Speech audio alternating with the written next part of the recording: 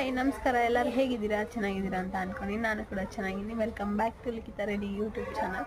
ಹಾಗೆ ಗೌರಿ ಗಣೇಶ ಹಬ್ಬದ ಹಾರ್ದಿಕ ಶುಭಾಶಯಗಳು. ಹಾಗೆ ಇದು ಬಂದ ನನ್ನ ಔಟ್ಫಿಟ್.